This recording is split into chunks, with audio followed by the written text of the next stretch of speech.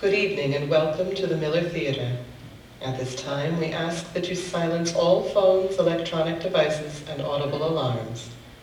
Please note that the fire exits are located on the front right and left and to the rear of the theater.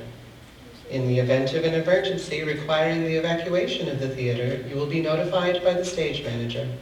If notified, please move in a calm and orderly fashion to the nearest exit. We wish to remind you that unauthorized photography and recording are strictly prohibited. Thank you. We consciously and intentionally recognize, acknowledge, and honor that we are gathering on the traditional and ancestral lands of the Onondaga Great Hill people. The Seneca Nation of Indians, keeper of the Western Door, are the largest of the 6 nations that constitute the Haudenosaunee, Iroquois Confederacy of Nations.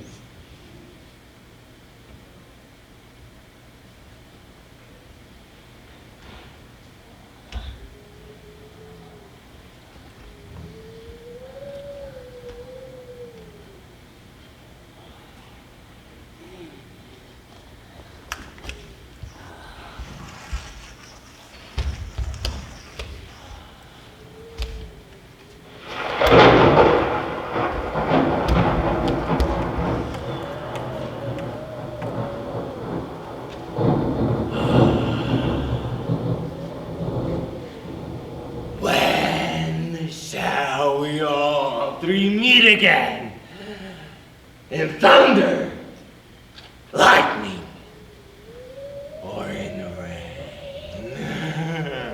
When the hurly-burly's done, when the battle's lost and won, that's will be ere the set of sun.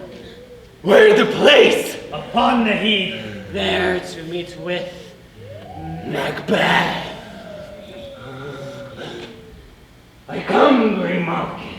Paddock calls. Anon. Fair is foul, and foul is fair. Hover through the fog and fill the air. What bloody man is that? He can report as seemeth by his plight of the revolt, the worthy Thane of Ross.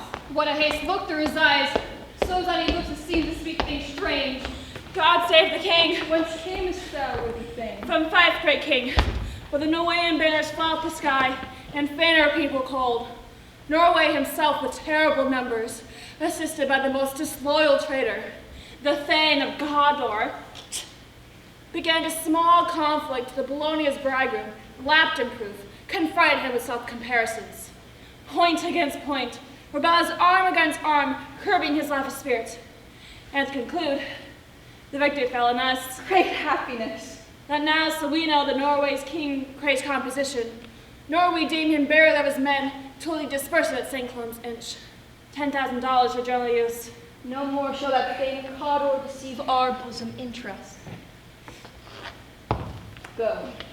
Pronounce his present death, and with his former title greet Macbeth. I'll see it dead. What he hath lost, noble Macbeth hath won.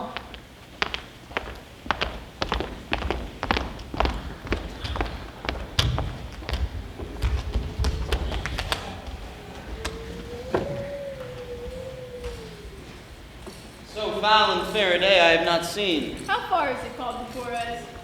What are these, so withered and so wild in their attire, that look not like the inhabitants of the earth, yet are on it? Live you, or are you aught that men may question? You seem to understand me, by each at once her choppy finger laying upon her skinny lips. You should be women, yet your beards forbid me to interpret that you are so. Speak if you can. What are you? Oh, hail Macbeth. Hail to thee, Thane of Glamis. all hail Macbeth. Hail to thee, Thane of Cawdor. All hail Macbeth, that shalt be king hereafter. Good sir, why do you start and seem to fear things that do sound so fair? In the name of truth, are you fantastical, or that indeed which outwardly you show? My noble partner, you greet with present grace and great prediction of noble having, and of royal hope that he seems wrapped withal. To me you speak not. If you can look into the seeds of time and say which grain will grow and which will not, speak then to me, who neither beg nor fear your favors nor your hate. Hail, Hail, hail. Lesser than Macbeth, the greater. Not so happy, yet much happier. Thou shalt get kings, though thou be none. So all hail, Macbeth and Banquo.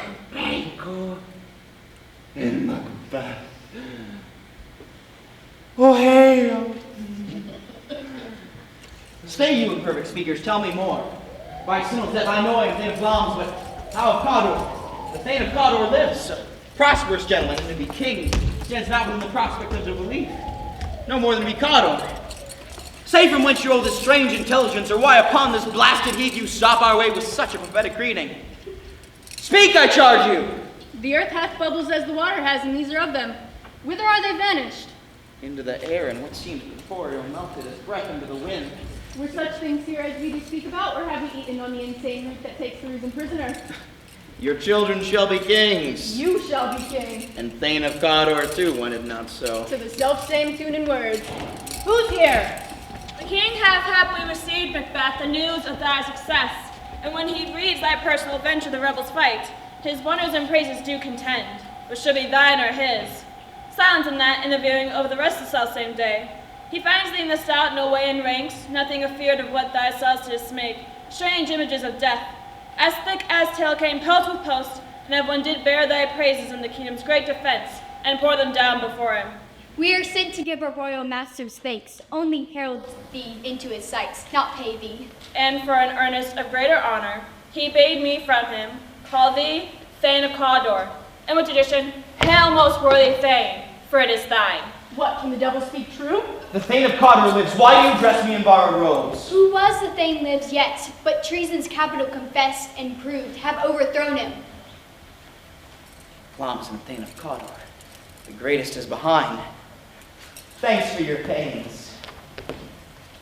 Do you not hope that your children shall be kings when those that gave the Thane of Cawdor to me promise no less to them? That trusted home might yet enkindle you unto the crown besides the Thane of Cawdor. But 'tis strange, and oftentimes to win us to our harms, the instruments of darkness do tell us truths. Cousins, a word I pray you.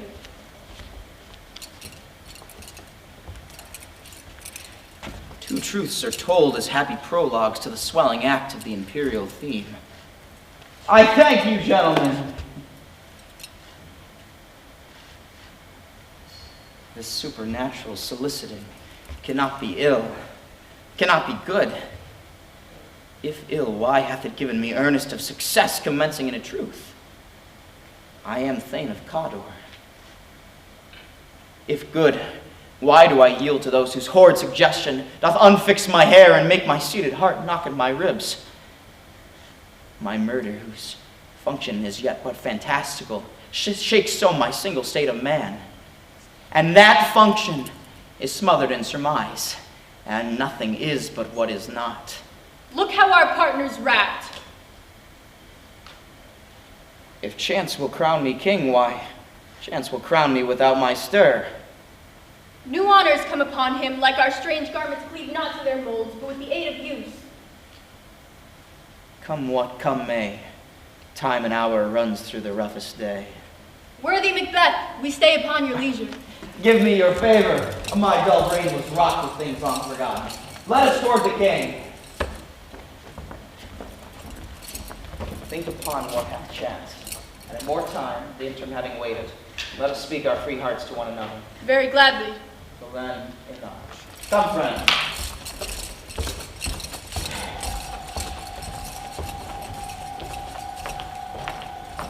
Is execution done on Cawdor? Are not those in commission yet returned? My liege, they have not yet come back, but I spoke with one that saw him die, who did report that very frankly he confessed his treasons, implored your highness's pardon, and set forth a deep repentance. Nothing in his life became him like believing it. He died as one that had been studied in his death, to throw away the dearest thing he owed, as 'twere a careless trifle. There's no art to find the mind's construction in the face. He was a gentleman on whom I built an absolute trust. O worthiest cousin, the sin of my ingratitude even now is heavy on me. I have left to say more is thy due than more than all can pay. The service and the loyalty I owe in doing pays itself. Your Highness is partners to receive our duties, and our duties are safe toward your throne, state children, and servants, all which they should do by doing everything safe towards your love and honor. Welcome hither. I've begun to plant thee in the labor to make thee full of growing. Noble Banquo, that hast no less deserved, nor must be known no less to have done so. Let me enfold thee and hold thee to my heart. There if I grow, the harvest is your own. Sons, kinsmen, thanes, and those of you whose places are the nearest, know we will establish our estate upon our eldest, Malcolm, whom we name hereafter the Prince of Cumberland, which honor must not unaccompanied invest him only, but signs of nobleness like stars shall shine on all deservers, from hence to Inverness. I'll be myself the harbinger, and make joyful the hearing of my wife with your approach. So humbly take my leave. My worthy Cawdor. The Prince of Cumberland. This is a step on which I must fall down, or else or be, for in my way it lies. Stars, hide your fires. Let light not see my black and deep desires. True, worthy Banquo, he is full so valiant, and in his commendations I am fed. It is a banquet to me. Let's after him whose care has gone before to bid us welcome. It is a peerless kinsman.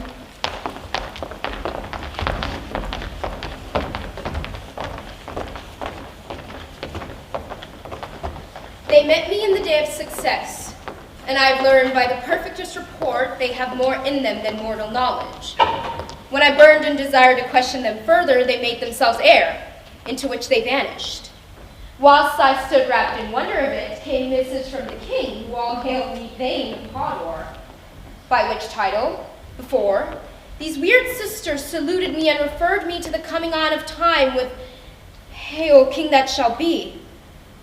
This have I thought good to deliver thee, my dearest partner of greatness, that thou mightst not lose the dues of rejoicing by being ignorant of what greatness has promised thee.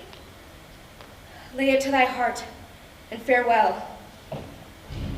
Glamis thou art, and Cawdor, and shall be what thou art promised.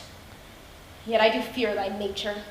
It is too full of the milk of human kindness to catch the nearest way.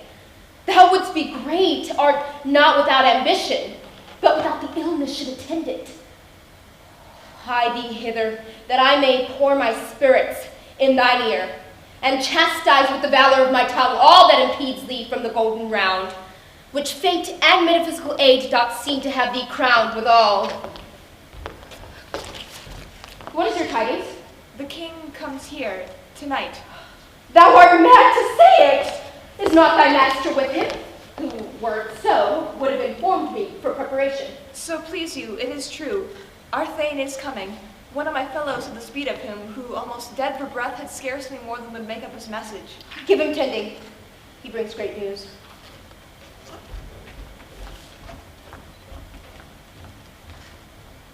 The raven himself is hoarse, that croaks the final entrance of Duncan under my battlements.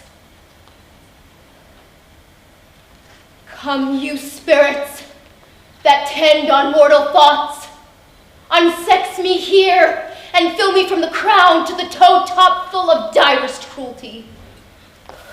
Make thick my blood, and stop up the access and passage to remorse, that no compunctious visitings of nature shake my fell purpose, nor keep peace between the effect and it. Come to my woman's breast, and take my milk for gall, you murdering ministers, wherever in your sightless substances you wait on nature's mischief. Come, thick night, and pall thee in the dunnest smoke of hell, that my keen knife see not the wound it makes, nor heaven peek through the blanket of the dark to cry, hold, hold! Greg Glamis, worthy Cawdor, pray that both by the all-hail hereafter, thy letters have transported me beyond the ignorant present, and I now feel the future's instant. My dearest wife, Duncan comes here tonight. And when goes hence? Tomorrow, as he purposed. Never shall sun that morrow see. Your face, my Thane, is a book where men may read strange matters. To beguile the time, look like the time. bear welcome in your eye, your hand, your tongue. Look like the innocent flower, but be the serpent under it. He that's coming must be provided for. And you shall leave this night's great business into my dispatch, which shall to all our nights and days to come give solely sovereign sway and masterdom. We will speak further. Only look up clear. To alter favor ever is to fear. Leave all the rest to me.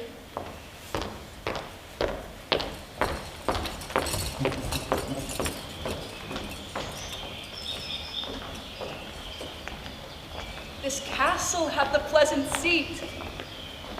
The air nimbly and sweetly recommends itself unto our gentle senses. This guest of summer, the temple-haunting martlet, does approve. Where they most breed and haunt to have observed the air is delicate.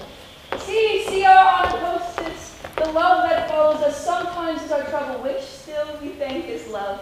Herein I teach you how you may bid God ill us for your pains and thank us for your trouble.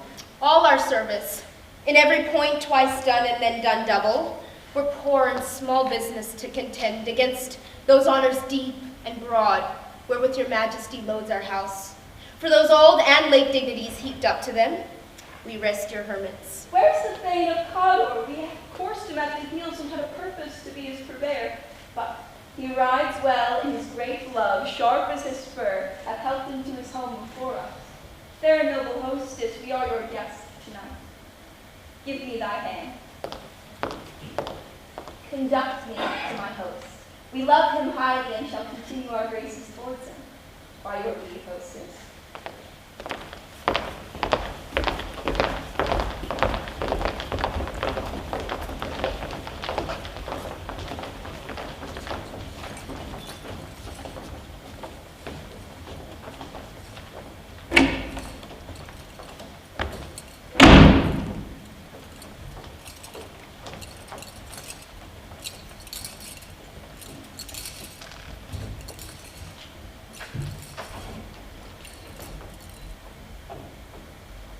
If it were done when 'tis done, then 'twere well it were done quickly.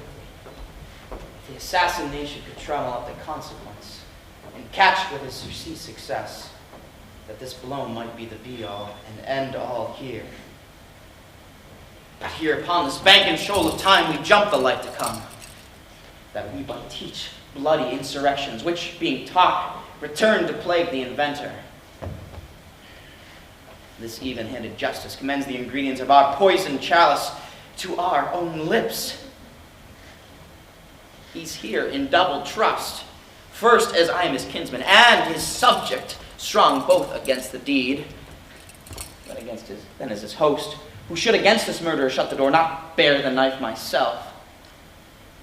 Besides, this Duncan hath borne his faculties so meek, hath been so clear in his great office, that his virtues will plead like angels, trumpet-tongued against the deep damnation of his taking off.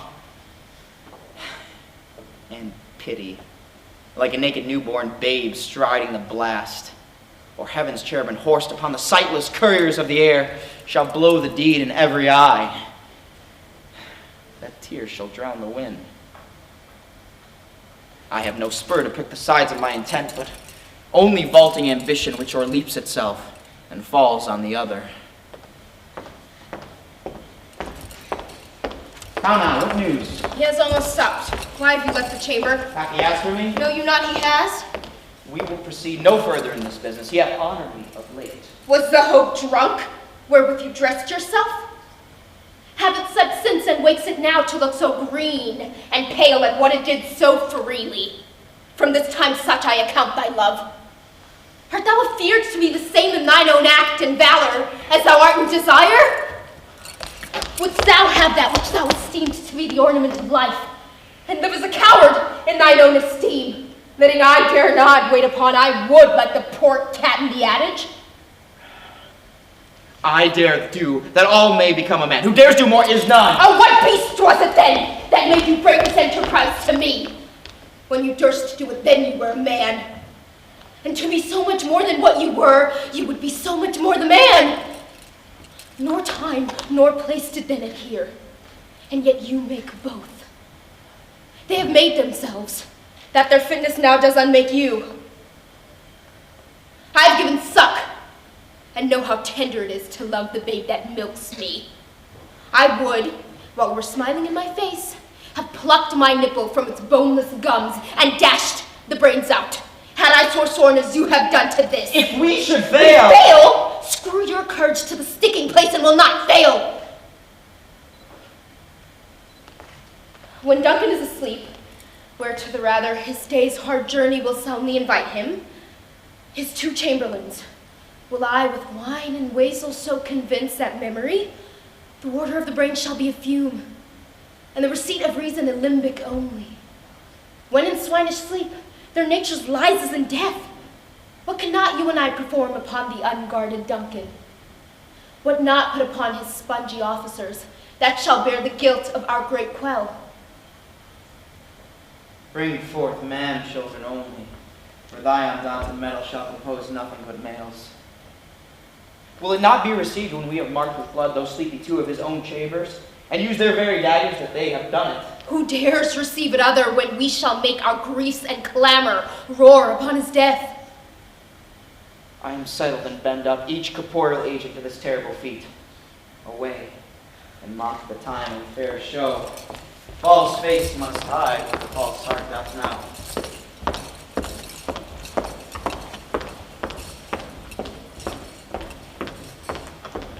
How goes the night, boy? The moon is down. I have not heard the clock. And she goes down at 12. I take 'tis later, sir. Hold, take my sword. There's husbandry in heaven. Their candles are all out. Take thee that too. A heavy summons lies like lead upon me, yet I would not sleep. Merciful powers restrain in me the cursed thoughts that nature gives way to in repose. Give me my sword. Who's there? Thou friend. What, sir, not yet at rest? The king's abed. He hath been an unusual pleasure and sent forth great largesse to your offices. This diamond he greets your wife withal, by the name of most kind hostess, and shut up in measureless content. Being unprepared, our service became the will did effect, which else should free of rot. All's well. I dreamt last night of the 3 word sisters. To you they have showed some truth. I think not of them. Yet, when we can entreat an hour to serve, we would spend it in some words upon that business, if you would grant me the time. At your kindest leisure. If you shall cleave to my consent when 'tis, it shall make honor for you. So I lose none in seeking to augment it, but still keep my bosom franchise and allegiance clear. I shall be counseled. Good repose the while. Thanks, sir. The like to you.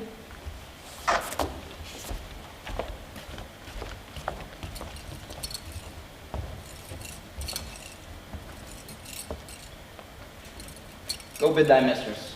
When my drink is ready, she shall strike upon the bell. Get thee to bed.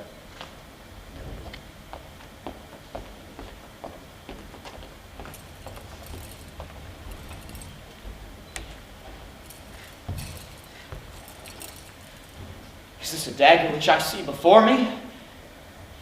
The handle toward my hand? Come, let me clutch at thee. I have thee not, and yet I see thee still. Thou, fatal vision, sensible to feeling as to sight, or art thou but a dagger of the mind, proceeding from the heat oppressive brain? I see thee yet, in form as palpable as this which I now draw. Thou marshaled me the way I was going, and such an instrument I was to use. Mine eyes are made the fools of the other senses, or else worth all the rest. I see thee still, and on thy blade indulgent gouts of blood, which was not so before. Oh, there's no such thing. It is the bloody business which now infirms thus to mine eyes. Fear not my steps, for which way they walk, thou sure and firm set earth, for fear thy very stones prate on my whereabouts, and take the horror from the present day. Whilst I threat he lives, words to the deed of too cold breath gives.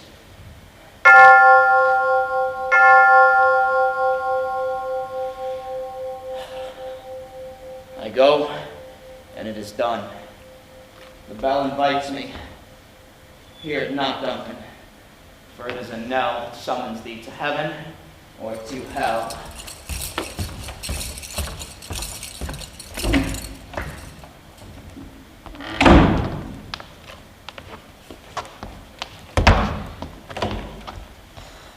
That which hath made them drunk hath made me bold. What hath quenched them hath given me fire. Peace. 'Tis the owl that cried, the fatal bellman that gives the sternest good night. He is about it. The doors are open. The surfeited grooms do mock their charge with snores. I have drugged their possets, that death and nature do contend about them, whether they live or die. Who's there? Wow.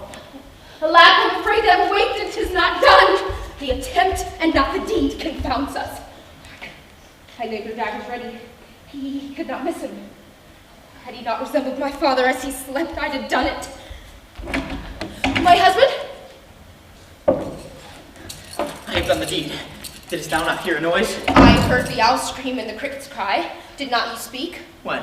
Now. As I descended? Aye. Hark, who lies in the second chamber? Donalbain. This is a sorry sight. Foolish thought, to say a sorry sight.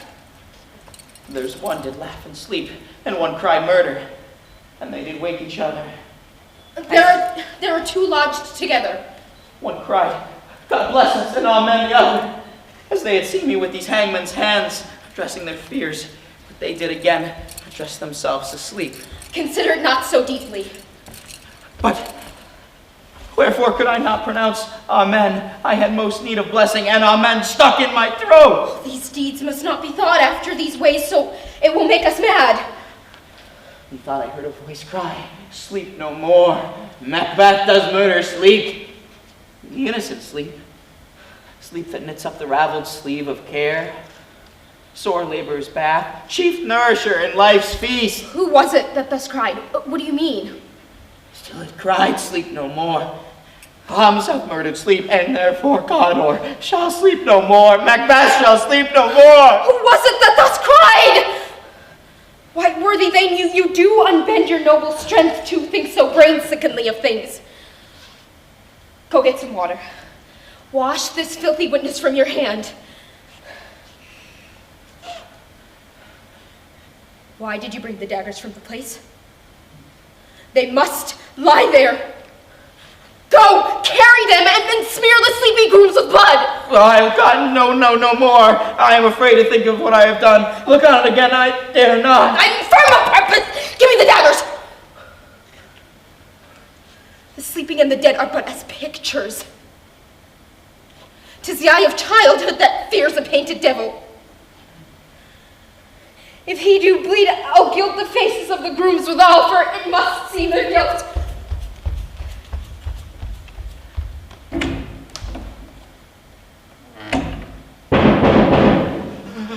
Whence is thy knocking?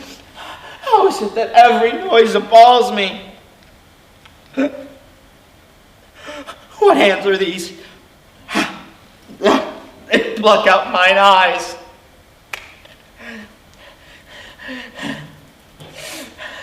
Will all Neptune's ocean wash this blood clean from my hand? No.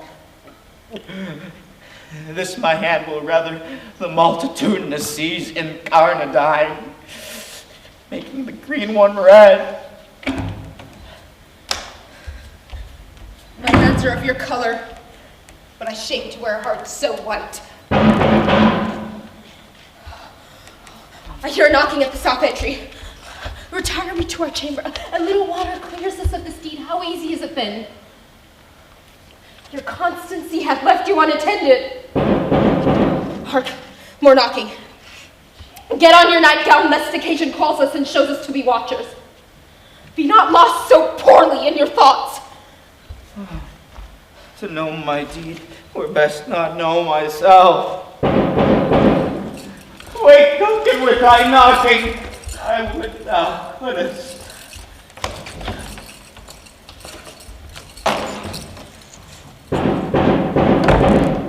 Now here's a knocking indeed. If a man were porter of Hellgate, he should have old turning the key. Knock, knock, Knock, knock. Who goes there in the name of Beelzebub? Think, here's a farmer who hanged himself on the expectation of plenty. Come in, time up, napkins enough about you here, you'll sweat for it. Knock, knock, who's there? In the other devil's name. Faith! Here's an equivocator that could swear in both scales against either scale, who committed treason enough, for God's sake, yet could not equivocate to heaven. Oh, come in, equivocator. Knock, knock, who's there? Faith, here's an English tailor come hither for stealing out of a French hose. Oh, come in, tailor, here you may roast your goose. Knock, knock, never and quiet, what are you? But this place is too cold for hell. I'll devil porter it further. I'd thought to let in some of all professions that go the primrose way to the everlasting bonfire. And on and on!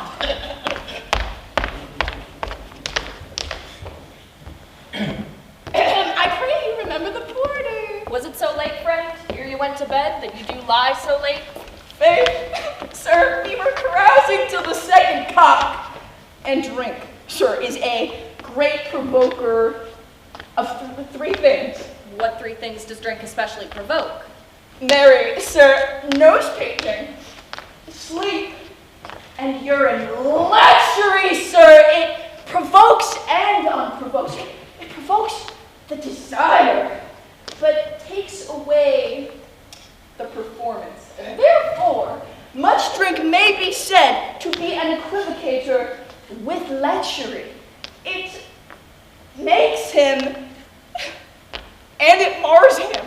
It sets him on, and it takes him off, makes him stand to, and not stand to. In conclusion, equivocates him in a sleep, and giving him the lie, leaves him. I believe drink gave thee the lie last night. That did, sir. In the very throat of me. But I requited him for his lie, I think, in being too strong for him, though he did take up my legs sometime. Yet, I made a shift to cast him. Is thy master stirring? Our knockings await him. Here he comes.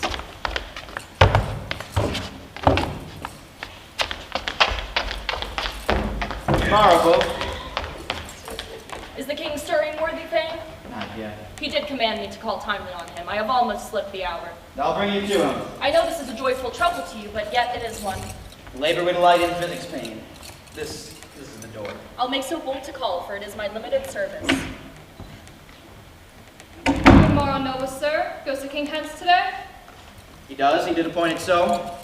The night has been unruly. Where we lay, our chimneys were blown down, and as they say, lamentings heard in the air. Some say the earth was feverous and did shake. 'Twas a rough night. My own remembrance cannot parallel a fellow to it. Oh, horror, horror, horror! Tongue or heart cannot conceive nor name thee. What's the matter? Confusion now hath made his masterpiece. Most sacrilegious murder hath broke out the Lord's anointed temple and stole thence the life of the building. What's you say? The life? News, majesty. Approach the chamber and destroy your sight with the new Gorgon. Do not bid me speak. See and then speak yourself. Awake, awake! Ring the alarm bell. Murder and treason. Malcolm, Banquo, Donalbain, shake off this downy sleep, death's counterfeit, and look on death itself. Malcolm, Banquo, as for your graves, rise up and walk like sprites to countenance this horror. Ring the bell! What's the business? Such a hideous trumpet calls to parley the sleepers of this house. Speak. Speak! Oh, gentle lady, 'tis not for you to hear what I can speak. The repetition in a woman's ear would murder as it fell. Banquo, Banquo, our royal master's murdered. Woe, alas, what, in our house? Too cruel anywhere. Dear death, I prithee say it is not so.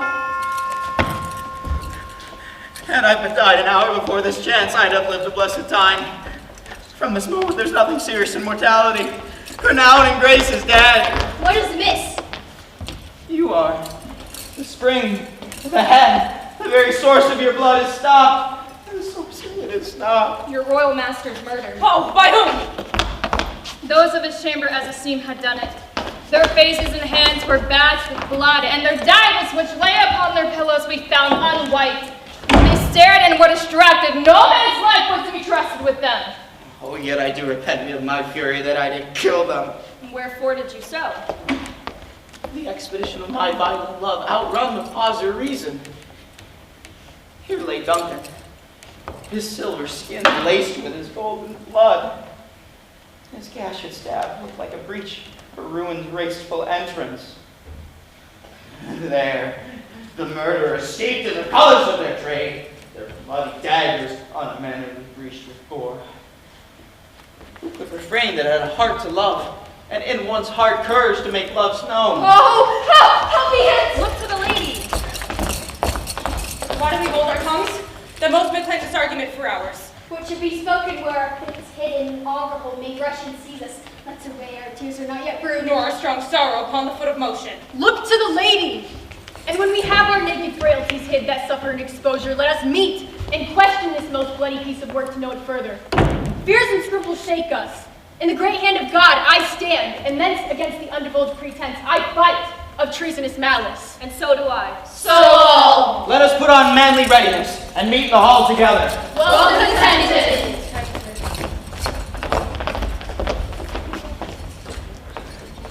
What will you do? Let's not consort with them. Show an unfelt sorrow is an office which the false man does easy. All to England. To your island isle, separated fortunes shall keep us both safer. Where we are, there's daggers and men smiles, the near in blood, the nearer bloody. This murderous shaft that's shot hath not yet lighted. Our safest way is to avoid the aim. Therefore to horse, and let us not be dainty of leave-taking, but shift away. There's warrant in that theft, which steals itself, for there's no mercy left. 70 I can remember well, within the volume of which time I have seen hours dreadful and things strange. But this sore night hath trifled former knowings. Haga, father, thou seest the heavens as troubled with man's act, threatens his bloody stage. By the clock 'tis day, and yet the dark night strangles the traveling lamp. Is it night's predominance, or the day's shame, where darkness does the face of earth attune, when living light should kiss it? 'Tis unnatural, even like the deed that's done. On Tuesday last, a falcon, towering in her pride of place, was by a mousing owl hawked at and killed. And Duncan's horses, a thing most strange and certain, beauteous and swift, minions of their race turned wild in nature, broke their stalls, flung out, contending against obedience as they make war with mankind. 'Tis said they eat each other. They did so, to the amazement of mine own eyes that look upon it. Here comes the good Macbeth. How goes the world so now? Why see you not? Is it known who did this more than bloody deed? Those that Macbeth hath slain. Lost the day. What good could they pretend? They were suborned. Malcolm and Donalbain, the king's two sons, are stolen away and fled, which puts upon them suspicion of the deed. Against nature still? Thriftless ambition, though raven up with thine own life's means. Then 'tis most like the sovereignty will fall upon Macbeth. He's already named and gone to Scone to be invested. Where is Duncan's body? Carried to Colmakill, the sacred storehouse of his predecessors and guardian of their bones. Will you to Scone? No, cousin, I'll to fight. Well, I will thither. Well, may you see things well done there. Adieu, lest our old roads sit easier than our new. Farewell, father. God's benison go with you, and with those that will take good or bad, and friends of foes.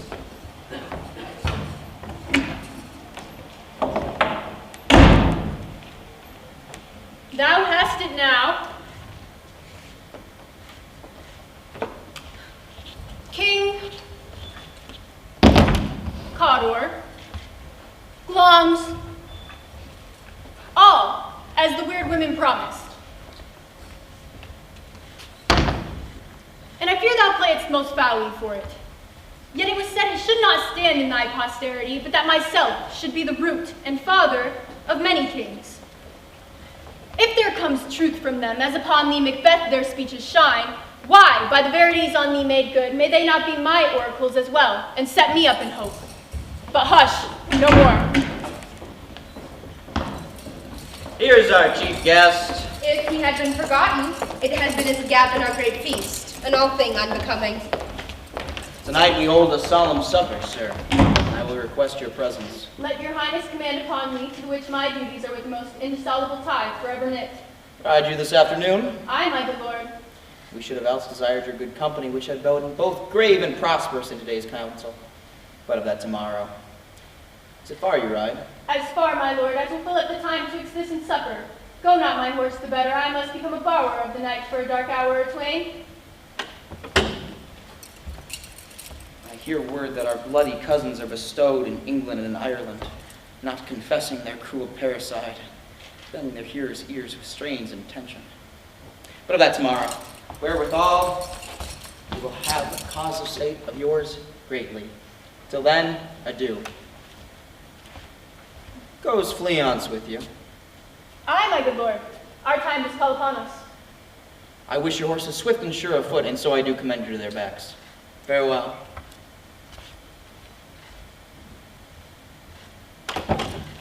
We will keep ourselves till 7 at night. To make society the sweeter welcome, we will keep our state until supper time alone. While then, God be with you.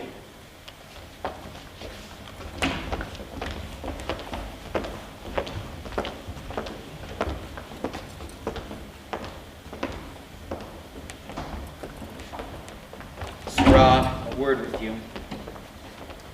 Tend those men our pleasure. They are, my lord, at the palace gate. Bring them before us.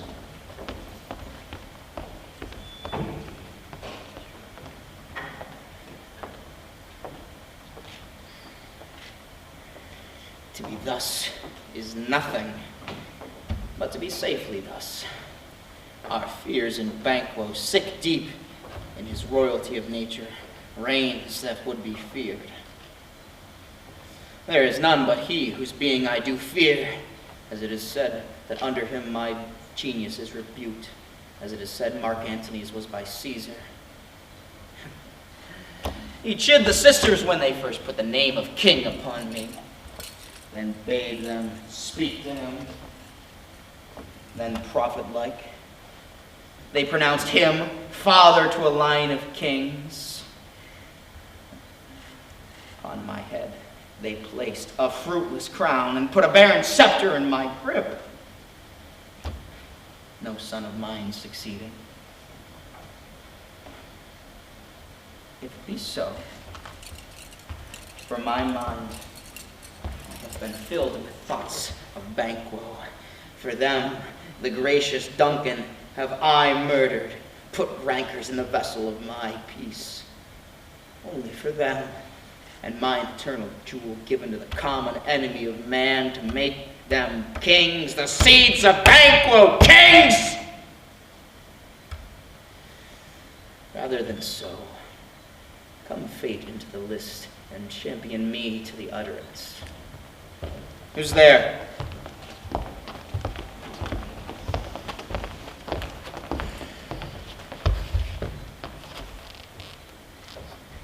Now go to the door and stay there till we call.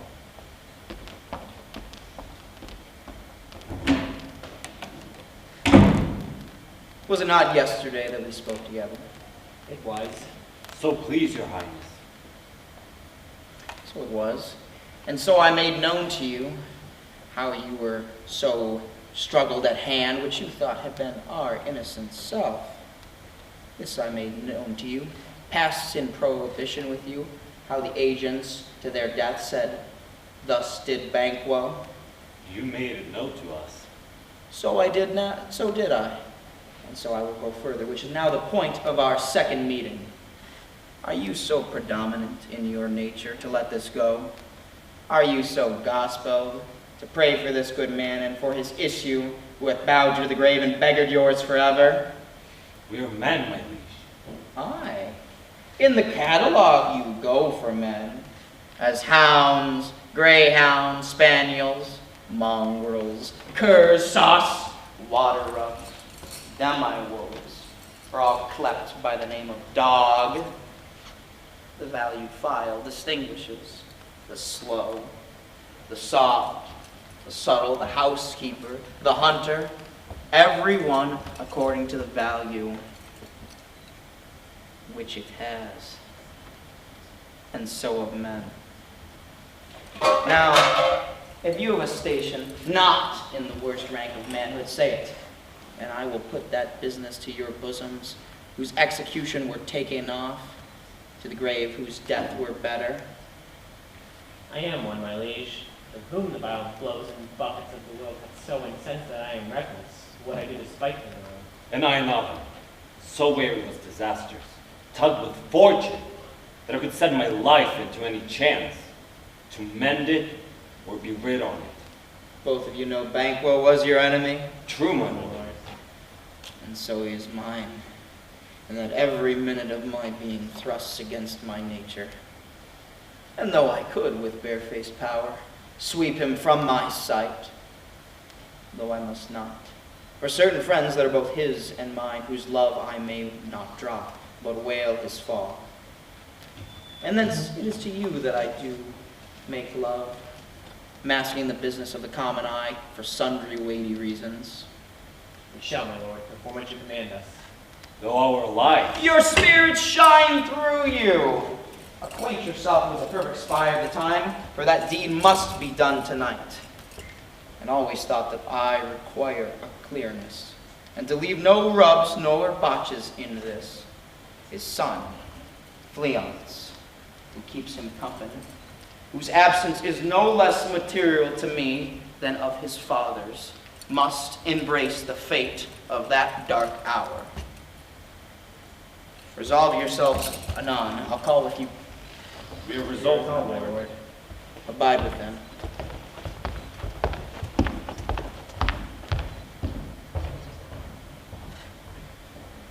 It is concluded, Banquo. Thy soul's flight, if it find heaven, must find it out tonight.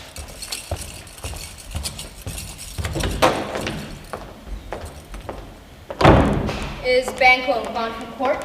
Aye, madam, but returns again tonight. Say to the king I would attend his leisure for a few words. Madam, I will.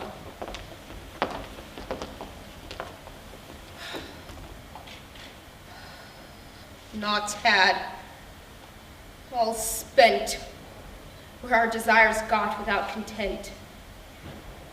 'Tis better to be that which we destroy, than by destruction dwell in doubtful joy. How now, my lord? Why do you keep alone? Sorry fancies are companies making, using those thoughts which should have died with them they think on. Things without all remedy should be without regard. What's done is done. We have scorched the snake, not killed it. She'll close and eat herself, while all poor malice remains in danger of her former tooth. Better to be with the dead, whom we, to gain our peace, have sent to peace than on this torture. Come on, my gentle lord. Sleek o'er the rugged looks. Be bright and jovial amongst your guests tonight. So shall I, love, and so pray I you be. Let your remembrance apply to Banquo. Present him eminence both with tongue and eye. Unsafe the while that our honors must lay in these flattering streams, and make our faces visage to our hearts, disguising what they are. You must leave this. Oh, full of scorpions is my mind, dearest wife. Thou knowest that his Fleance and Banquo lives. But in them nature's copy's not a turn. There's comfort yet. They are assailable. And ere the bat hath flown, there shall be done a deed of dreadful note. What's to be done? Be innocent of the knowledge, dearest Chuck, till thou applaud the deed. Come, sealing night. Good things of day begin to droop and drowse, whilst night's black agents to their praise do rouse. Thou marvelst at my words, but hold thee still. Things bad begun make strong themselves by ill. So prithee, go with me.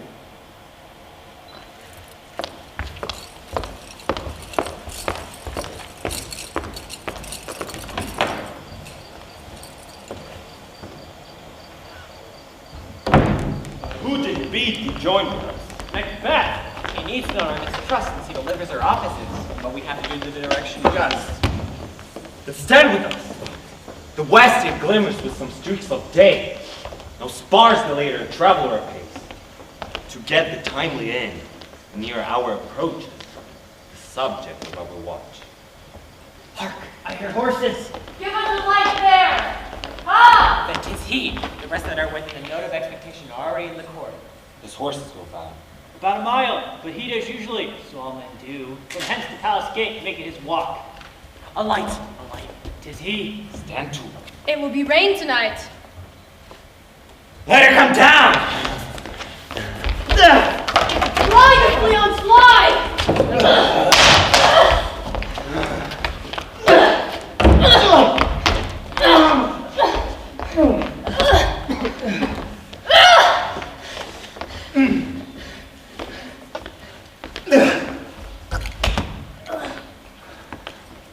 But who struck out the light? Was not the way. There's but one down, the sun has fled. We have lost most half of our affair. Well, that's away. And say how much is done.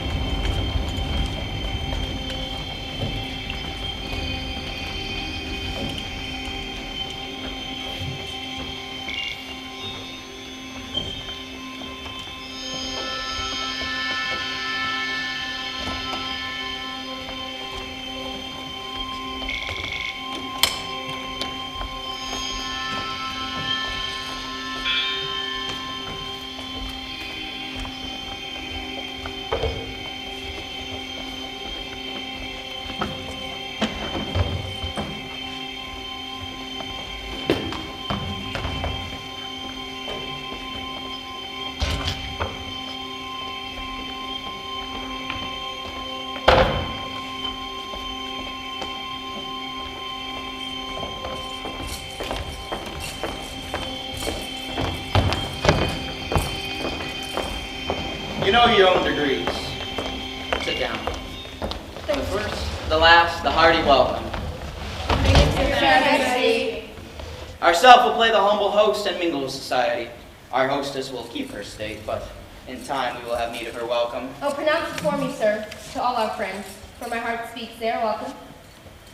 See the encounter with thee, thanks. The table is equal at both sides. Anon we'll drink a measure round. There is blood upon thy face. 'Tis Banco then. Better thee within than he within. Is it done? My lord, his throat is cut that I did to him. Thou art the best of cutthroats. Yet, if thou did the same for Fleance, thou art the none for real. Most royal, sir, but Fleon, he's escaped. Then comes my fit again. But Banquo's safe. Aye, my lord. Safe in his ditch he bites, with the 20 trench gashes on his head. The least, death to a nature. Thanks for that. There the grown serpent lies, the worm that's fled. In time will venom breed, but no teeth for the present. Get thee gone. My royal lord, you do not give the cheer. Now, good digestion wait on appetite and health to both. And to the graced person of our Banquo, whom he were here, and to all. Our duties in the pledge. May it please your majesty sit. Oh, the table's full. Here is a place reserved, sir.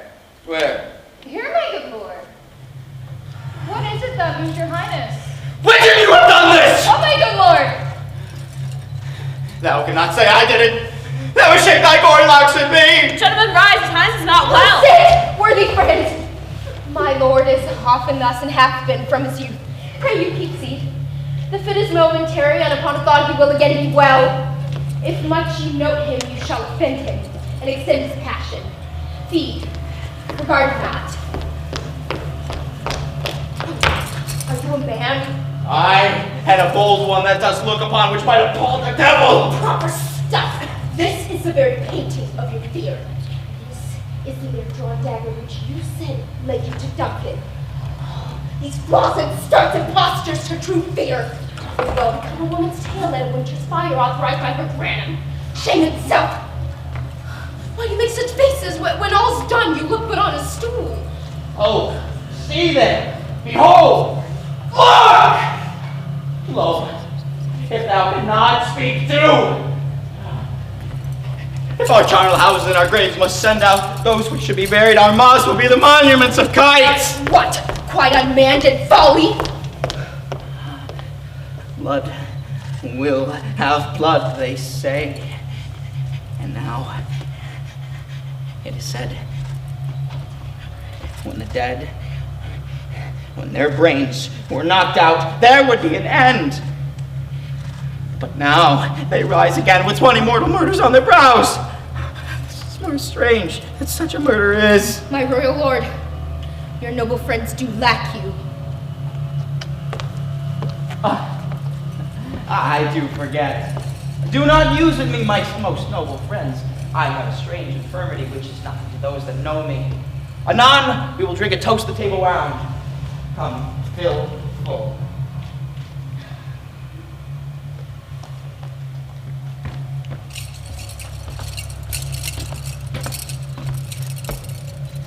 To all we drink, and to our graced person Banquo, whom he were here. To all, to all.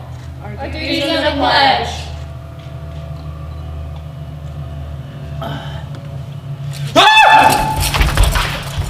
And quit my sight! Thou hast no speculation in those eyes which doth glare at. Think of this! It appears to but as a thing of custom. 'Tis no other. Only it spoils the pleasure of time. What man dare I dare approach me like a rugged Russian bear?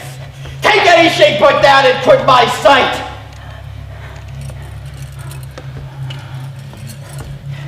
As soon as make the desert with thy keen sword, avaunt. Take thy hence, unreal mockery!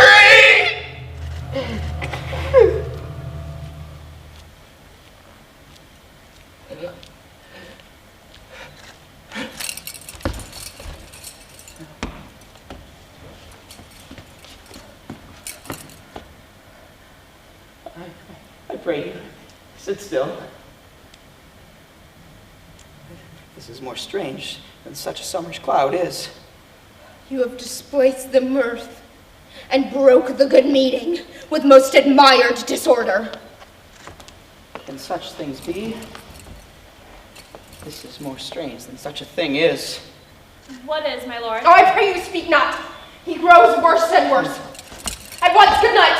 Stand not, but go at once. May better help attend his majesty. A kind good night to all.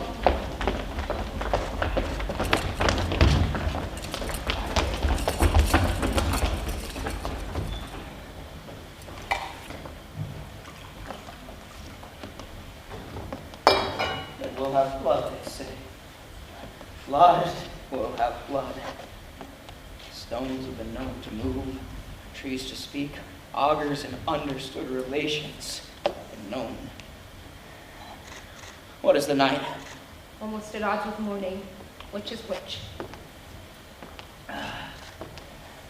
How does this say that Macbeth denies our great bidding? Did he send to him, sir? I hear it, by the way, but I will send. There's not a one in this castle that I do keep a servant fed, and tomorrow I will be to the Weird Sisters. More will they say.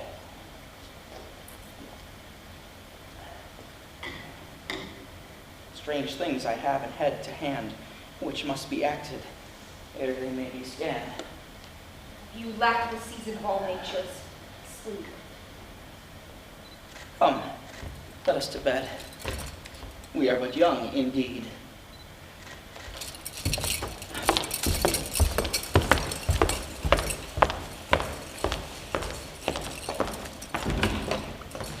My forest speeches have but hit your thoughts, which can interpret farther.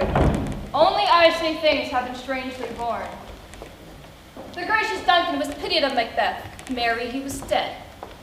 and the right valiant vain will walk too late. Whom you may say, if it please you, Fleance killed for Fleance fled. Men must not walk too late. Who cannot want the thought how monstrous it was for Malcolm and for Donald Bain to kill their gracious father? Damn in fact, how it did grieve Macbeth. Did he not straight and pious rage the two delinquents tear that were the slaves of drink and thralls of sleep? Was that not nobly done? Aye, and wisely too. For 'twould have angered any heart alive to hear the men deny it. So that I say he has borne all things well.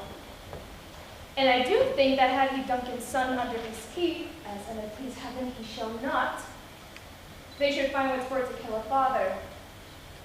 So should Fleance. But peace, for from broad words and cause he failed his presence at the tyrant's feast. I hear Macbeth lives in disgrace. Sir, can you tell where he bestows himself? The son of Duncan, from whom this tyrant holds the due of birth, lives in the English court, and is received of the most pious Edward with such grace that the malevolence of fortune nothing takes from his high respect. Thither Macduff is gone to pray the holy king upon his aid to wake Northumberland and warlike Seward.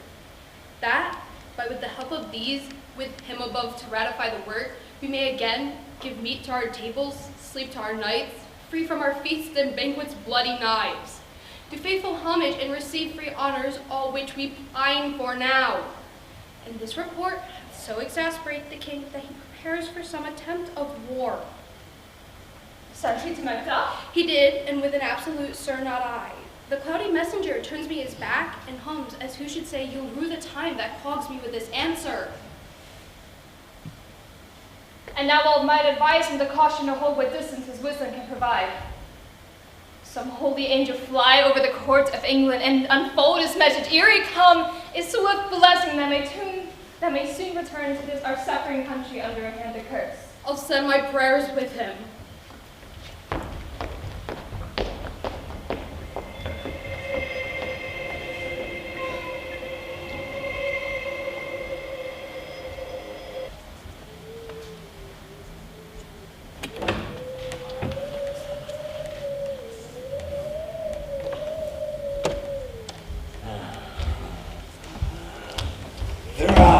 The brided candles viewed. Right, and once the hedgepig wide.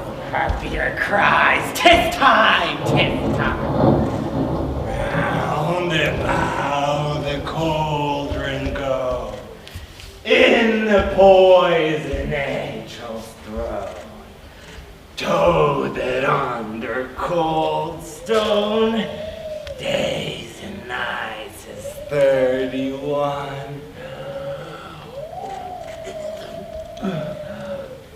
Sweltered venom, sleeping goat, boiled out for stiff charm, but double, toil and trouble, fire burn and cauldron bubble.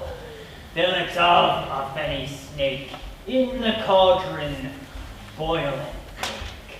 Eye of newt, and toe of frog, wool of bat, and tongue of dog. Double, toil and trouble, fire burn and cauldron bubble. Adder's fork and blindworm's sting, lizard's leg and howlet's wing, for a charm of powerful trouble, like a hell broth boiled bubble. Double, toil and trouble, fire burn in cauldron bubble.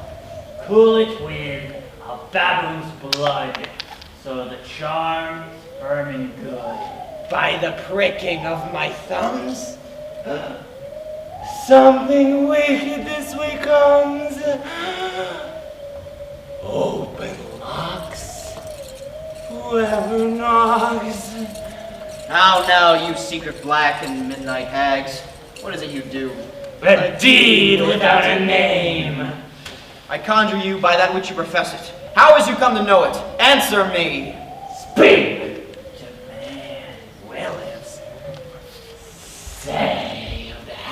rather hear it from our mouth or from our masters. Call him, let me see him. Tell me thou unknown power. You know thy thought? Hear his speech, but say thou not. Macbeth! Macbeth! Macbeth! Beware Macduff! Beware the Thane of Fife! Dismiss me enough! Thou hast heard my furor, right, for thy good caution, thanks. But one word more. You will not be commended. Here's another, more potent than the first. Macbeth, Macbeth, Macbeth. Had I 3 ears, I'd hear thee. Be bloody, bold, and resolute. Laugh to scorn the power of man. For none of woman born shall harm Macbeth. Then live, Macduff. What need I fear of thee? And yet, I'll make assurance double sure, and take a bond of faith that I may tell pale-hearted fear it lies and sleep in spite of thunder.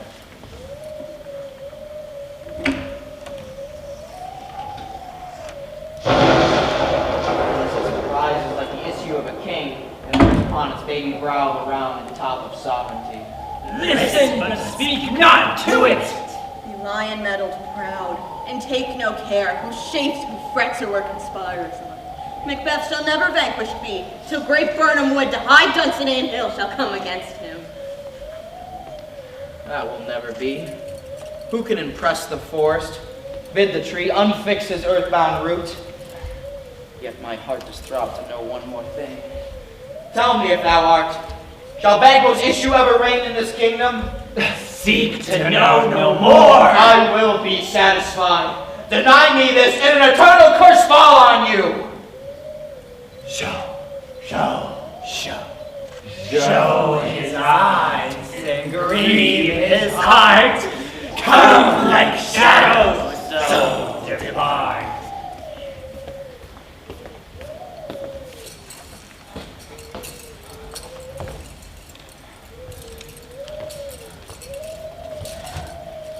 Thou art too like the spirit of Banquo.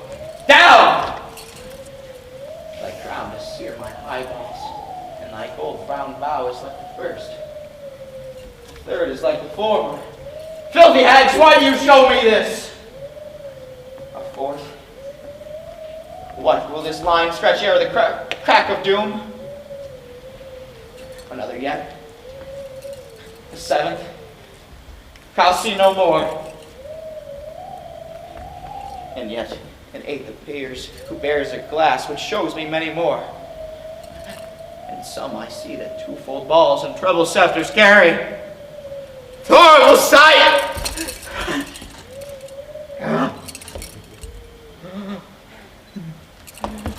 Now I see 'tis true, for the blood-bolted Banquo smiles upon me and points at them for his.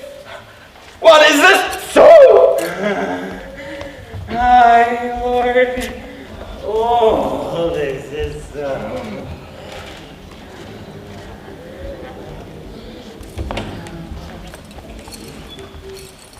Are they gone? Let this hour stand I accursed in the calendar. Come in without there! What is your grace's will? Saw you the weird sisters. No, my lord? Came they not by you? No, indeed, my lord. Infected be the air whereupon they ride, and damn those that trust them! I did hear the galloping of horses. Who was it that came by? 'Tis 2 or 3, my lord, that bring in word Macduff is fled to England. Fled to England? Aye, my good lord.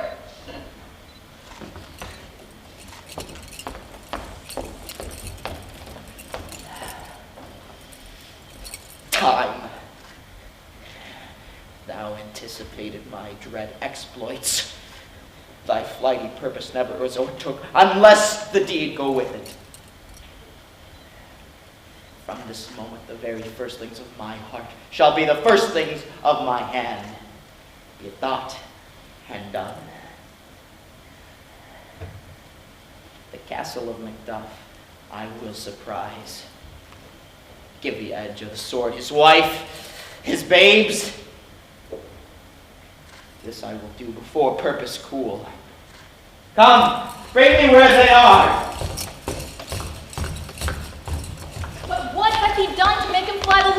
must have patience, madam. He had none.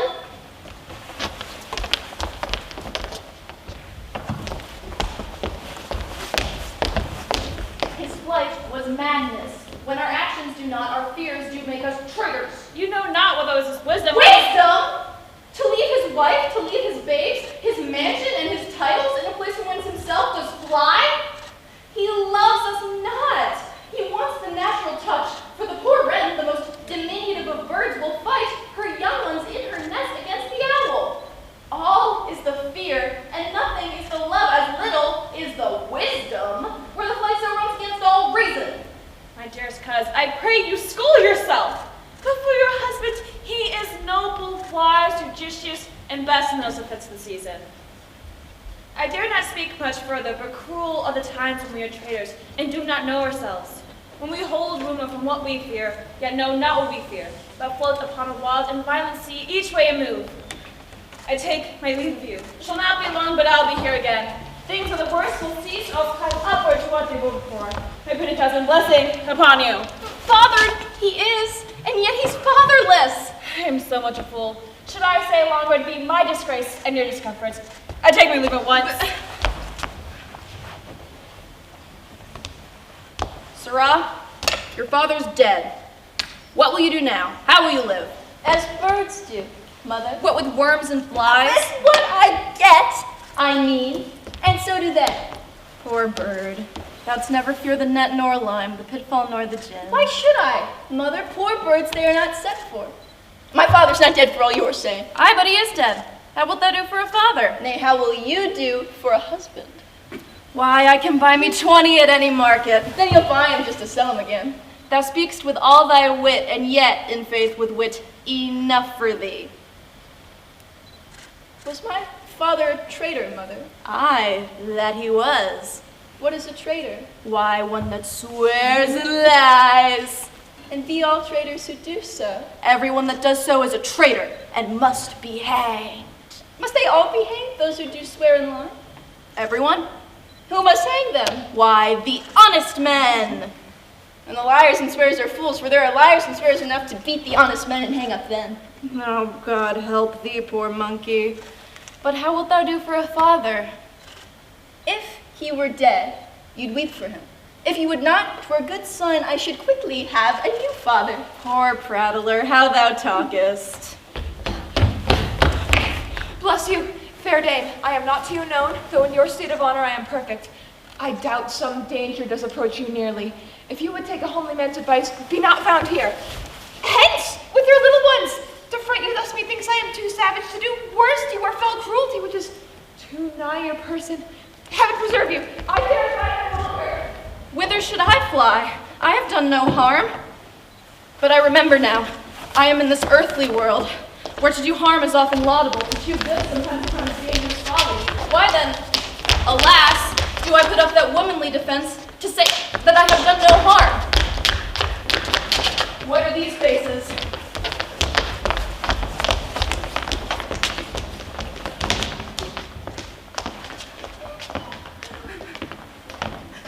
Where's your husband?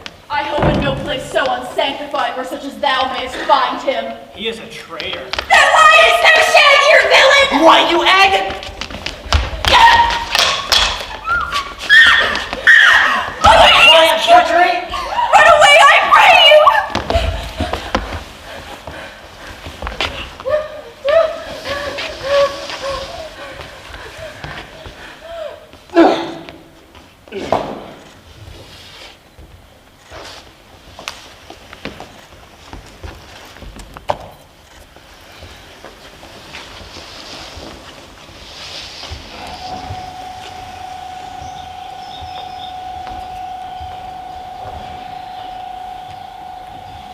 Let us seek out some desolate shade, and there weep our sad bosoms empty. Let us rather hold fast the mortal sword and like good men bestride our downfall and burn them. What I believe, I'll wail, and what no believe, what I can redress. As I shall find the time to friend, I will. But you have spoke, it may be so, perchance. This tyrant, whose sole name blisters our tongues, was once thought honest. You have loved him well. He hath not touched you yet. I am young, but something you may deserve of him through me, and wisdom to offer up a weak, poor, innocent lamb to appease an angry god. I am not treacherous. But Macbeth is. A good and virtuous nature may recoil in an imperial charge. But I shall praise your pardon, at which you are my thoughts cannot transpose. Let not my jealousies be your dishonors. I would not be the villain that thou thinkst, for the whole space that's in the tyrant's grasp. Whatever I shall think, be not offended. I speak not as an absolute fear of you. I think our country sinks. It weeps, it bleeds, and each new day a gash is added to her wounds. There would be hands uplifted in my rights, and here from gracious England have I offer of goodly thousands. But for all this, when I shall tread upon the tyrant's head or wear it on my sword, yet my poor country shall have more vices than it had before, more suffer, and more sundry ways than ever. By him that shall succeed. What should he be? It is myself I mean, in whom I know all the particulars of vice so rapid, Macbeth will seem as pure as snow, and Scotland esteem him as a lamb, being compared with my confineless harms. Not in the legions of hard hell could come a devil more damned in evils to top Macbeth. I grant him bloody, luxurious, avaricious, every sin that has a name, but there is no bottom, none in my voluptuousness. Your wives, your daughters, your matrons, and your maids could not fill up the cisterns of my lust, and my desire a constant impediment would overbear that did oppose my will. Better Macbeth than such a one to reign. Boundless intemperance in nature is a tyranny. It hath been the untimely emptying of the happy throne and fall of many kings, but fear not yet to take upon you what is yours. You may convey your pleasures in a spacious plenty. We have willing dames enough. There cannot be that vulture in you to devour so many as will to greatness dedicate themselves, finding it so inclined. With this there grows a stanchless avarice that, were I king, I should cut off the nobles for their lands, desire his jewels, his house, and I should forge quarrels unjust against the good and loyal, destroying them for wealth. This avarice sticks deeper, grows with more pernicious fruit than summer seeming lust, and it hath been the sword of our slain kings, yet do not fear. Scotland hath poisons to fill up your own of your mere will. All these are portable, other graces wait. But I have none. The king becoming graces as justice, verity, temperance, stableness, bounty, perseverance, mercy, lowliness, devotion, patience, courage, fortitude. I have no relish of them, but a bound in the division of each several crime, acting in many ways. Nay, had I power, I should pour the sweet milk of Concord into hell, uproar the universal peace, confound all unity on earth. Oh, Scotland, Scotland. If such a one fit to govern speak, I am as I have spoken. Fit to govern? No, not to live. O nation miserable with an untitled tyrant bloody sceptered, when shalt thou see thy wholesome days again? Since that the truest issue of thy throne, by his own interdiction stands accursed and does blaspheme his breed. Thy royal father was a most sainted king. The queen that bore thee died every day she lived. Fare thee well. These evils thou repeats upon thyself have banished me from Scotland. O my breast, thy hope ends here. Macbeth, this noble passion, child of integrity, hath from my soul white to black scruples, reconciled my thoughts to thy good truth and honor. Devilish Macbeth by many of these trains hath sought to win me into his power, and modest wisdom plucks me from over-credulous haste. But God above deals between thee and me. For even now I put myself to thy direction, and then speak mine own detraction. Here brood the taste and blaze I laid upon myself for strangers to my nature. I am yet unknown to woman. Never was forsworn, scarcely have coveted what was mine own. At no time broke my faith, would not betray the devil to his fellow, and delight no less in truth than life. My first false speaking was upon myself. What I am truly is thine and my poor country's to command. Now we'll together, and the chance of goodness be like our one to quarrel.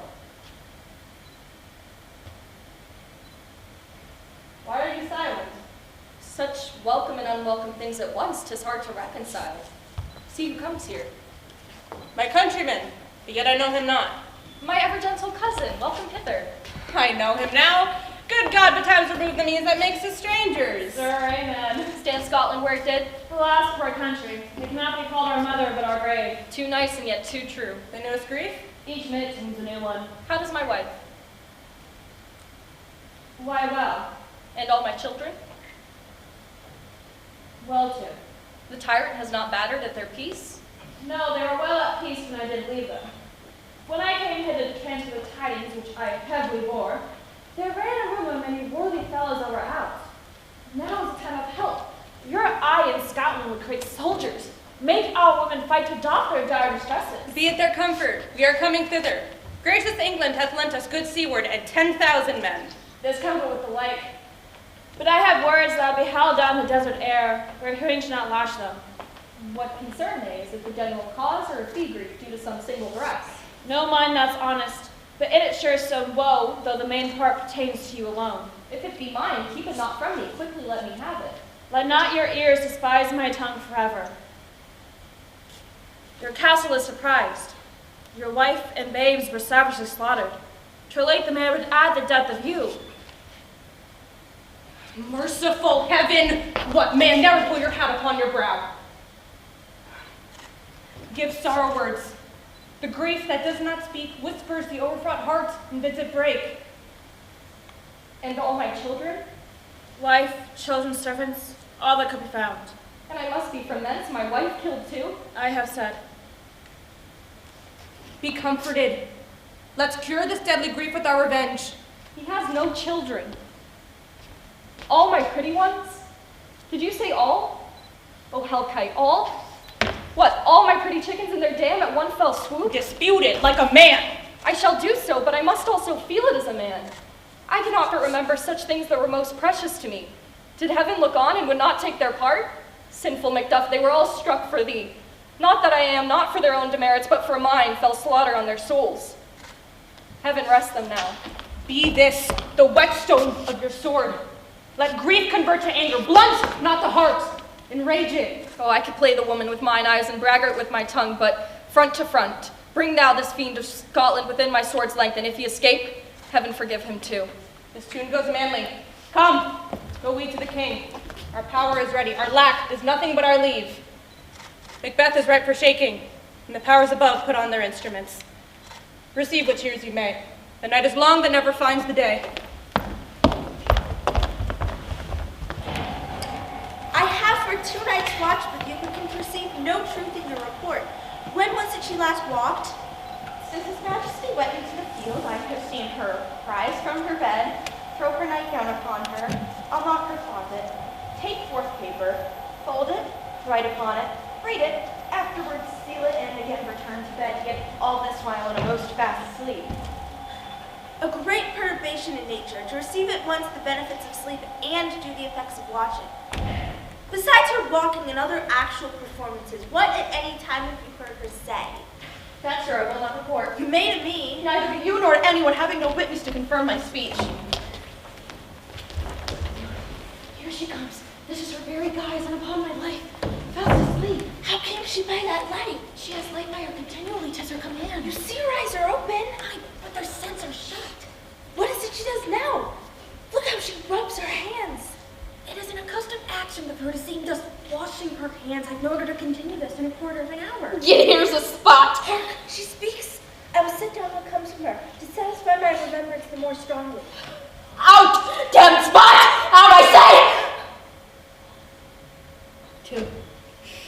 Why then, 'tis time to do it.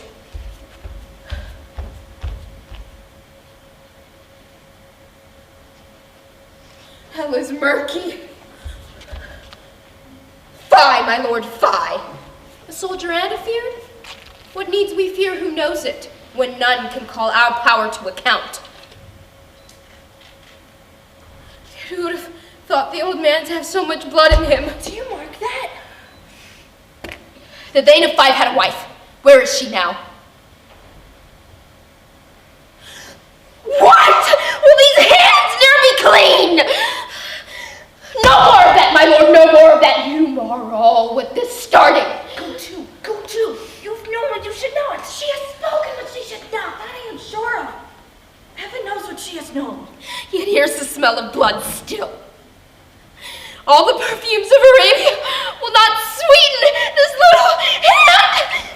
What a sight is there! The heart is sorely charged. I would not have such a heart in my bosom for the dignity of the whole body.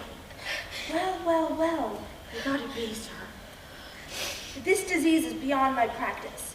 Yet I know of those who walked in their sleep that have died wholly in their beds. Wash your hands. Put on your nightgown. Look not so pale. I tell you yet again, Banquo's buried. He cannot come out on his grave. But even so, to bed. I hear knocking at the silent tree. Give me your hand. What's done cannot be undone. To bed.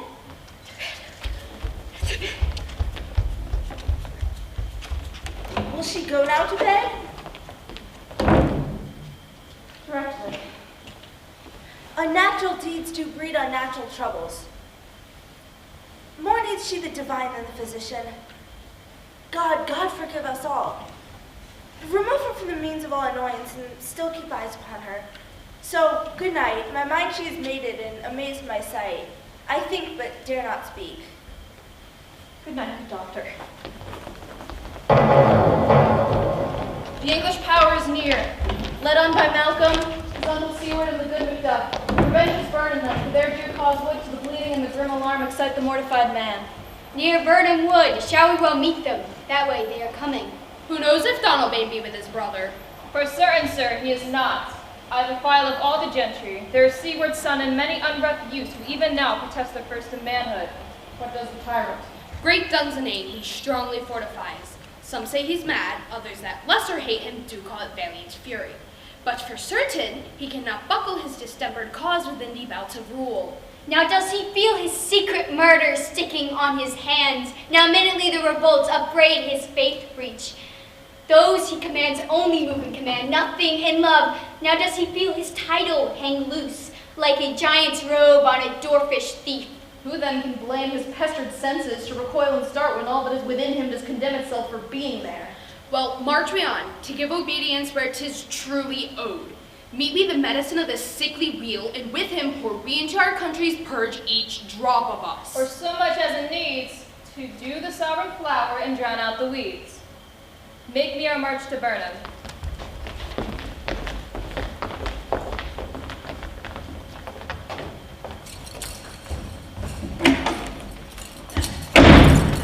Bring me no more reports, let them fly all. So Burnham Wood removed to Dunsinane, I cannot taint with fear. What's that boy, Malcolm? Was he not born of a woman? The spirits that know all mortal consequences have pronounced me thus.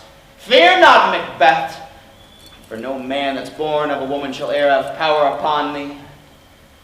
Then fly, false thanes, and mingle with the English epicures. The mind I swear by and the heart I bear shall never sag with doubt nor taint with fear. The devil damn thee, black thou cream-faced loon, where gottest thou that goose look? There's 10,000. Geese, villain? Soldiers, sir.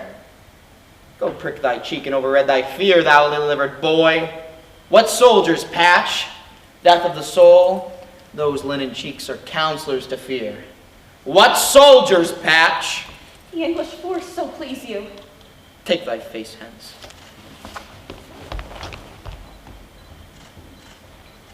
Seaton! I am sick at heart when I behold. Seaton! This push will cheer me ever, or to seat me now. My way of life has fallen into the sear, the yellow leaf, and that which should accompany old age, as love, obedience, troops of friends, I must not look to have, but in their stead, curses, not loud, but deep, mouth honor, breath which the poor heart would fain deny and dare not. Seaton! What's your gracious pleasure? What news more? All is confirmed, my lord, which was reported. I'll fight till from my bones my flesh be hacked. Give me my armor. 'Tis not needed yet. I'll put it on. Go, send out more horses. Stir the country round. Hang those that talk of fear. Give me my armor. How does your patient, doctor? Not so sick as she is troubled by thick-coming fancies that keep her from her rest. Cure her of that. Canst thou not minister to a mind disease? Pluck out the written sorrow, raise the troubles from the mind, and with some sweet oblivious antidote, cleanse that stuffed bosom which so weighs heavily upon the heart. Therein the patient must minister to himself. Throw physic to the dogs, I'll none of it. Come, give me my armor, give me my staff. Seaton, send out. Doctor, the thanes fly from me. Come, sir, dispatch. If thou couldst, scour the waters of my land and find her disease and purge it with a sound and pristine health. If thou couldst, I would applaud thee till the very echo that would applaud again. If it be so, what rhubarb, senna, or purgative drug would scour these English hence? Hearest thou of them? Aye, my good lord. Your royal preparation makes us hear something. Bring it after me. I will not be afraid of death and bane till Burnham Forest removed to Dunsinane. Were I from Dunsinane away and clear, profit again should hardly draw me here.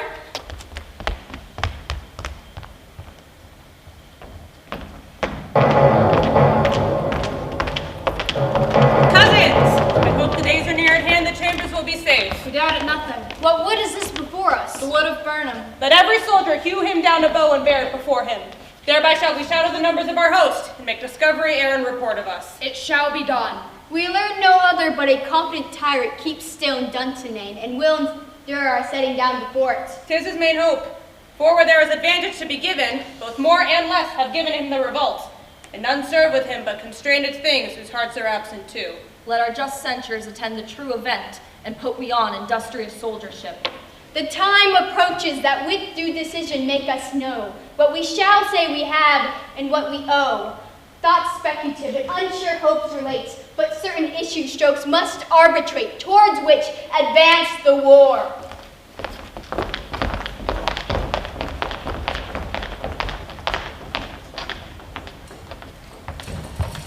Hang out our banners on the outward walls.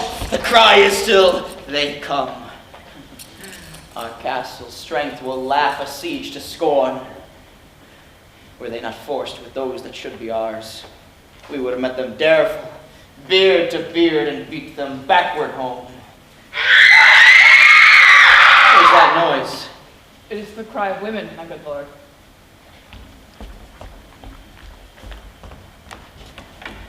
The time has been that such a night street would have cooled my senses. Let a dismal treatise rouse and stir as life were in it. But I have supped full of direness. Slaughters to my familiar thoughts cannot once start me.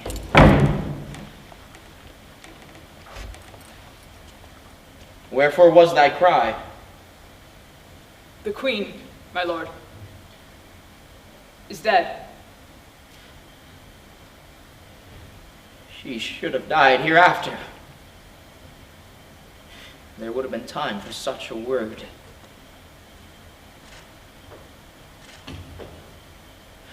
Tomorrow, and tomorrow, and tomorrow creeps in this petty pace from day to day, to the last syllable of recorded time. And all our yesterdays have lighted fools the way to dusty death.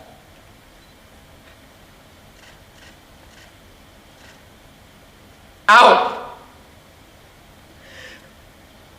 Out, brief candle. Life's but a walking shadow. A poor player that struts and frets his hour upon the stage. and is heard no more.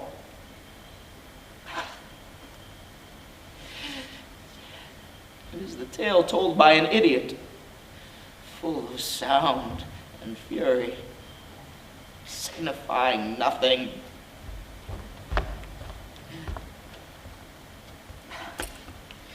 I come to use thy tongue, thy story quickly. Gracious my lord, I should report that which I say I saw, but know not how to do it. Well, say, sir. As I did stand my watch upon the hill, I looked toward Burnham, and anon methought the wood began to move. Liar and slave! Let me endure your wrath, would it be not so. Within this 3 mile may you see it coming.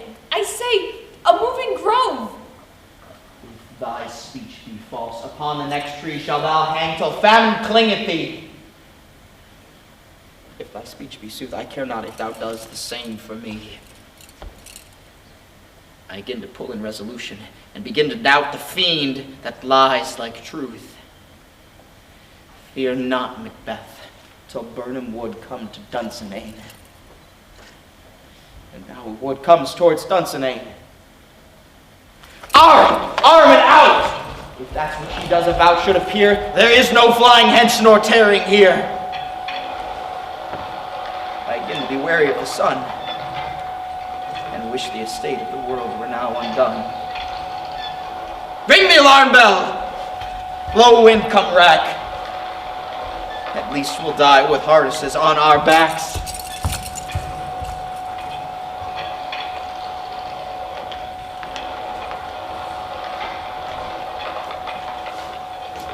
Now near enough! You leave these great sword down and show like those you are. You, worthy uncle, shall with my cousin, your right noble son, lead our first battle. Worthy Macduffin, we shall take upon us what else remains to do according to our order. Fare you well. Do we but find the tyrant's power tonight? Let us be beaten if we cannot fight. Make all our trumpets speak. Give them all breath, those clamorous harbingers of blood and death.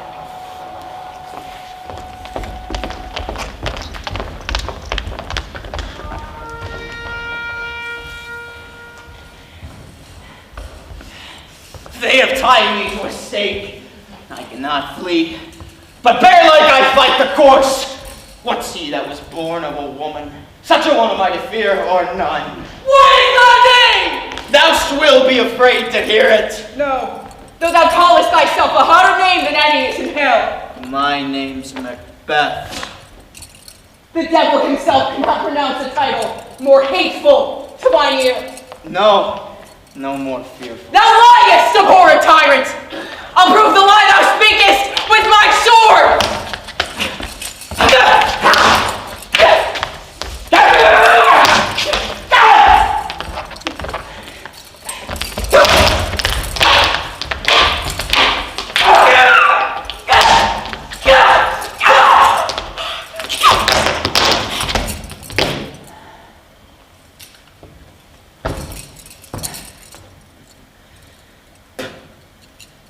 Thou was born of a woman, but swords I smile at, weapons laugh to scorn, brandished by a man of woman born.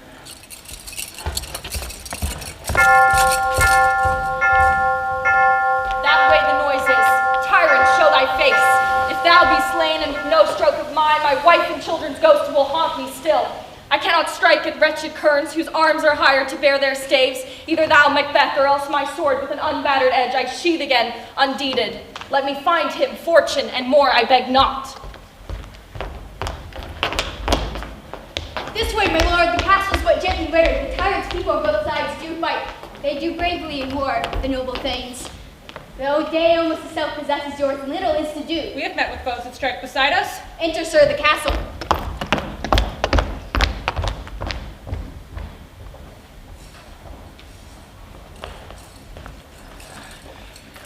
Why should I play the Roman fool and die on mine own sword?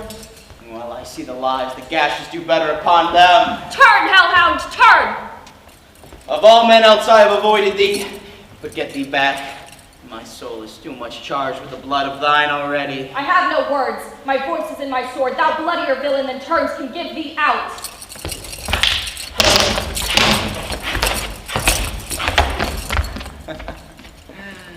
Thou losest labor, As easy as mayest thou the keen air and press with thy sword as make me bleed. I live a charmed life which was not yield to one of woman born. Despair thy charm, and let the angel whom thou still hast served tell thee Macduff was from his mother's womb untimely ripped. Accursed be the tongue that tells me so, for it hath cowed my better part of man. And be these juggling fiends no more believe that palter with us in a double sense, and break our hope in a truth. I'll not fight with thee. Then yield thee, coward, and live to be the show and gaze of the time. We'll have thee as our rarer monsters are, painted upon a pole and underwrit. Here may you see the tyrant. I will not kneel to kiss the ground before young Malcolm's feet, or to be painted by a rabble's curse. Though Burnham would become to Dunsinane, and now being opposed of no woman born, yet I will try the last. Before my body I lay my warlike sword.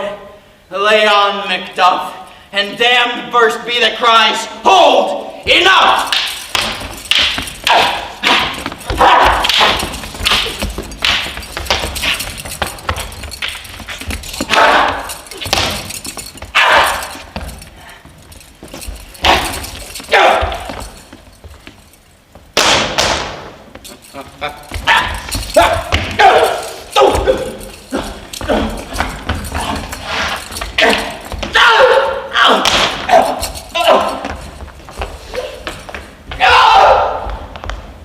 Would the friends of Messer safe arrive? Some must go up, and yet by these I see. So great a day as this is chiefly bought. Macduff is missing, and your noble son. Your son, my lord, has paid a soldier's debt. He only lived until he was a man, but which no sooner has prowess confirmed, and the unshaken station where he fought. But like a man, he died. Then he is dead? I brought off the field. Your cause for sorrow must not be measured by his work, for then that hath no end. Had he hurts before? I, on the front. Why, then God's soldier he be. As I had many sons as I have hairs, I would not wish them a fairer death. And so his knell is knolled. He's worth more sorrow, and that I'll spend for him. He's worth no more. They say he parted well and paid his score. And so, God be with him. Here comes newer comfort. Hail, King, for so thou art. Behold where stands the usurper's cursed head. The time is free. I see thee compassed with thy kingdom's pearl, that speak my salutation in their minds, whose voices I desire aloud with mine. Hail, King of Scotland! Hail, King of Scotland!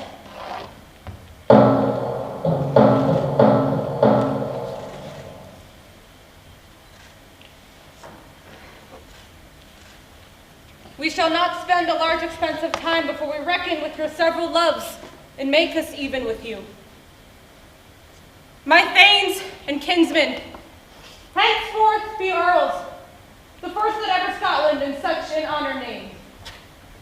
What's more to do, which would be planted newly with the time, is calling home our exiled friends abroad who fled the snares of watchful tyranny, producing forth the cruel ministers of this dead butcher and his fiend-like queen, who, as 'tis thought, by self and violent hands, took off her life. This, and what needful else that calls upon us, by the grace of grace, we will perform in measure, time, and place.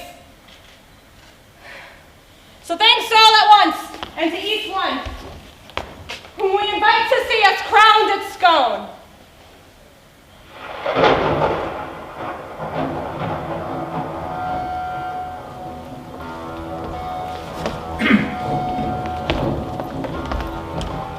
Woohoo!